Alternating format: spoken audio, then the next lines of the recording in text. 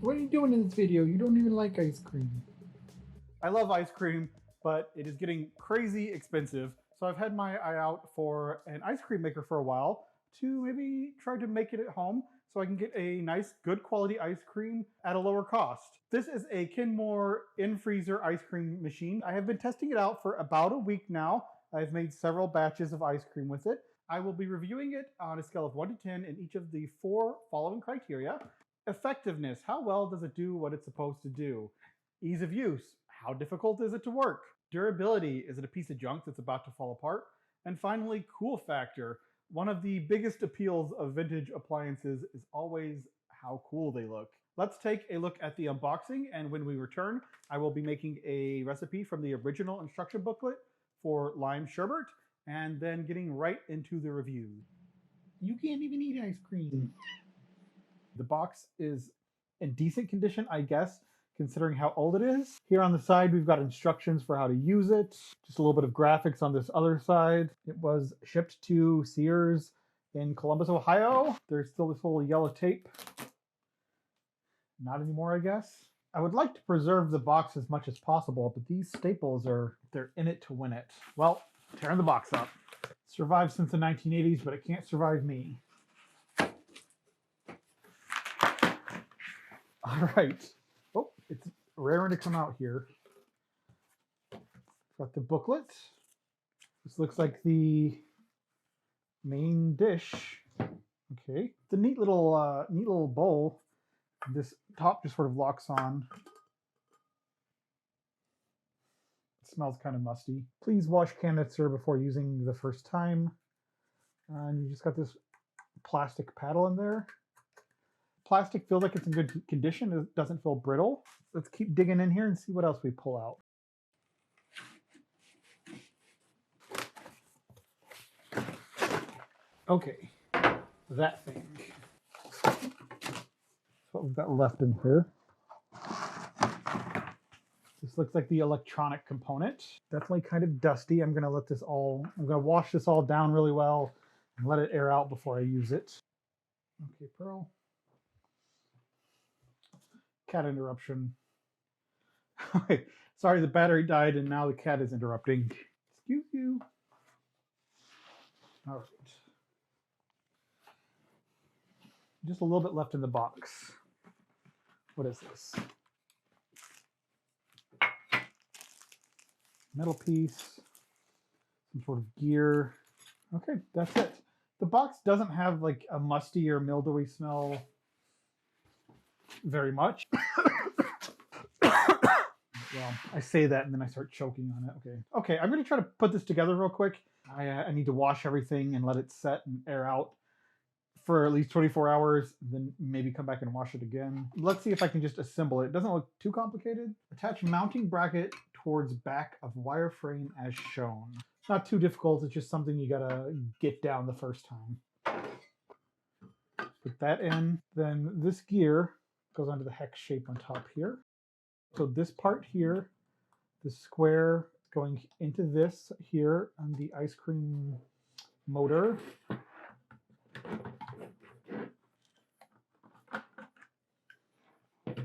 Then I'm sliding that lever to lock this in place. Okay. Take fully assembled canister and motor unit and slide through front of wire bracket. There we go. This is kind of neat. Okay, well, I'm going to plug this in and see if it works.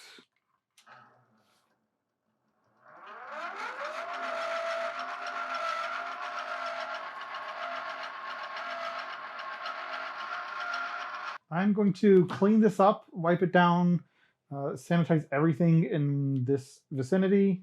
Do you plan on moving, lady? You're in the shop. What are you doing? After that unboxing, I have been testing this for about a week now.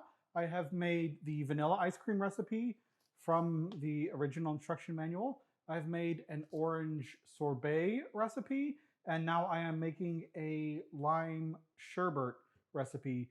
And that covers 3 different bases of recipe styles that they have in the book. We're going to be starting with a package of lime gelatin. I will say that their definitions of sorbet and sherbet don't seem to necessarily align with my modern concept of what they would be, especially the sorbet having heavy cream in it.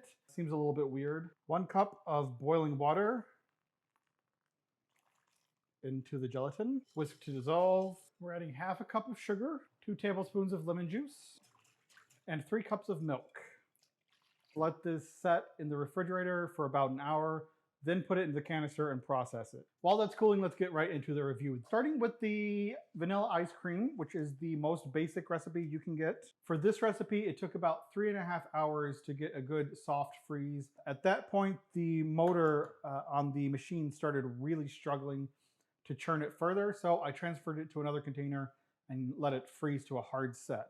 Flavor-wise, it's what you expect. It tastes like vanilla ice cream. Texture-wise is a different story. It definitely has an icy texture to it. I would call this more of a vanilla snow rather than a vanilla ice cream. Moving on to what the recipe calls an orange sorbet. I like the flavor of this a lot better than the vanilla ice cream.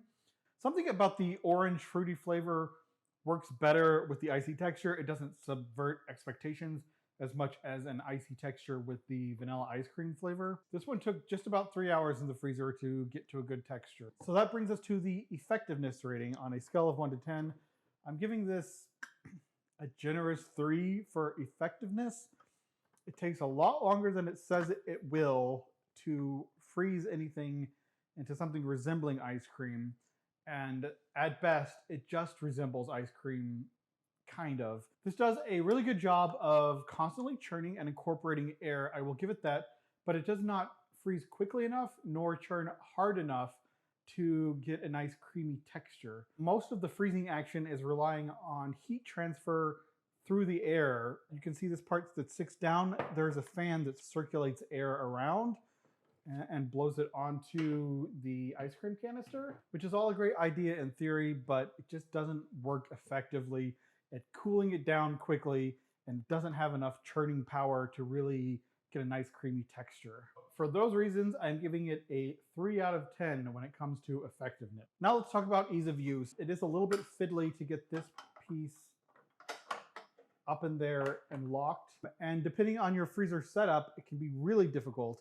I have a drawer style freezer and it just really doesn't work well with those. But whatever type of freezer you have, if you want to peek in to see if the ice cream is ready or not, you have to completely detach this, bring it out, take the lid off, and take this whole thing out and look in. Another pretty big problem that I noticed is that while this top part does lock into the machine fairly securely, it does not connect onto the actual bowl all that securely. There's just that little notch right there to make it lock. There's one on either side, which holds well enough until you're trying to get the bowl up into this.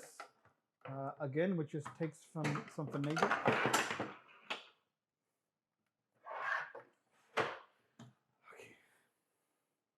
When you're trying to get this whole mechanism locked up into here, which you just saw can take some finagling. Sometimes these have a tendency to come undone and fall out, which gets annoying. So for that reason, because of the fussiness of this whole ordeal, I'm giving it 3 out of 10 stars for ease of use. It needs a lot of work on that. Now let's talk about durability. It seems durable enough. I haven't used this extensively. The plastic parts here do seem a little bit cheap. I don't know what the original selling price of this was. I paid $60 for the new old stock box on eBay. But all in all, it seems relatively well made and it doesn't seem like it's going to fall apart anytime soon. So I'm going to give it a 7 out of 10 for durability. Moving on to the wow factor, that is where this machine really shines. I'm going to give it 8 out of 10 for it. The barrel that holds the ice cream looks very sort of retro futuristic and cool. There's just something really neat about watching this thing hang there and spin. So yeah, 8 out of 10 for wow factor. Finally, coming back to the time period in which it was made, what were your other options for ice cream makers Mostly we're going to think about those big old-fashioned churners that you fill the outside up with ice and rock salt, and you either hand churn, or there were some mechanical churners out there already. Those were very loud and they took up a lot of space, and there's sort of a big to-do to make them happen, especially the hand churn. That's everybody's got to take a turn doing that. I remember doing that as a kid, hand churning for hours upon hours, waiting to get one little tiny scoop of mediocre ice cream. Compared to those, this would have been pretty neat. It's fairly compact. It goes in the freezer. The only other similar ice cream maker that I know about on the market at this time is the Ronco, which just wasn't quite as nice as this one. It took a little bit more in and out, and I think it required batteries possibly. Now, if anybody knows any different, please correct me. I would love to learn about that and maybe test a different type of ice cream maker that was out at the time. But compared to the other ice cream makers on the market at the time, I think this would have been pretty innovative and pretty cool. Compared to the ice cream makers on the market today, it just doesn't hold up. For the overall rating, we have effectiveness, 3 out of 10 stars. Ease of use, 3 out of 10 stars, that is 6. Durability, 7 out of 10 stars, that brings us to 13. And wow factor, 8 out of 10 stars, that brings us to 21. Divide that by 4 and you get 5.25. So 5 1/4 stars out of 10 for the Kenmore in-freezer ice cream maker from the 1970s/80s. I have had the lime sherbet mix chilling on ice this whole time. It is currently at 39 degrees. I think that's cold enough to go ahead and put that in here and start it making. I'm going to freeze this for, I'm going to guess, at least 3 hours like the others. But this really is kind of precarious once you get the ice cream base into the container and you're worried about it falling off and trying to maneuver it into the freezer. But once you get it in there, it is definitely cool to watch. So let's give this about 3 hours in here and hope for the best. You're awfully cute, but you're not the point of the video, man. It is 24 hours later. I processed this lime sherbet in the ice cream maker for 3 hours. Then I checked it. I took the temperature. It was at 27 degrees Fahrenheit, which is well below the freezing point, but it had not frozen yet. It was still very soft, kind of a liquid, although it was definitely getting thicker.